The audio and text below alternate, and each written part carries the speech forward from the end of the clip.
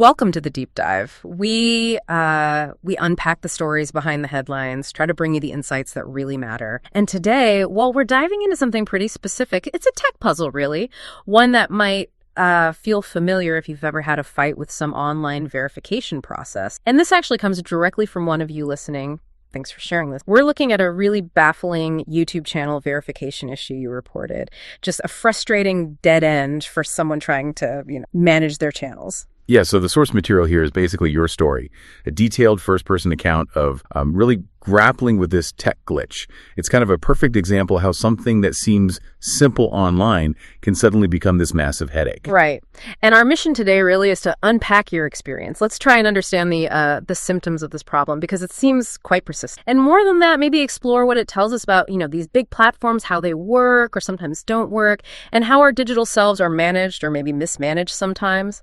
Okay, so let's get into this specific You're trying to verify not one, but two YouTube. And here's a really key detail. You've been super careful, waiting a whole year, right? Since July 22, 2024, try a full year. And now, after all that waiting, YouTube is just blocking you every time. It's the same error message over and over. Incredibly stubborn, as you put it. It says something like, there was a problem sending a verification code to, then the blank space for the number. Please enter a different phone number. And like you said, this even happens when trying on, quote, someone else's phone, which is weird. Yeah, that detail, the different phones and all sorts of browsers, that's really telling from a troubleshooting perspective. Yeah. Because, that immediately rules out a bunch of the usual stuff, right? Like it's probably not your browser cache or some glitch on your specific phone or computer, or even just a temporary, network problem on your end.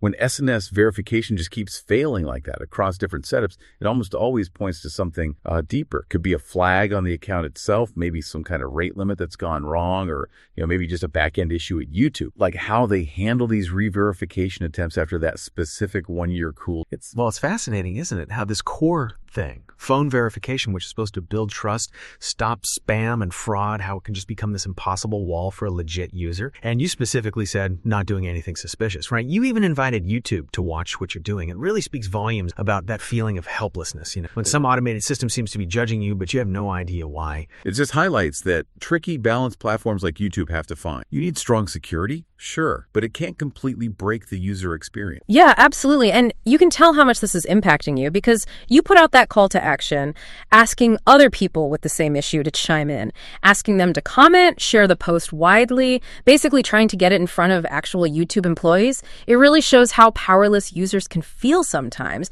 just trying to get through to these huge automated systems. Exactly. And this specific case, it brings up a really important question, I think. When something as basic as verifying a phone number, which, let's face it, is the key to so much of our online life, our digital identity, our access to things, when that just fails repeatedly with no clear reason. Well, what does that imply? What does that mean for the, millions, billions of interactions happening every single day on these platforms? It's not just like a broken button. It feels more like a breakdown in that fundamental agreement, that handshake between a person and the system that's supposed to confirm they exist.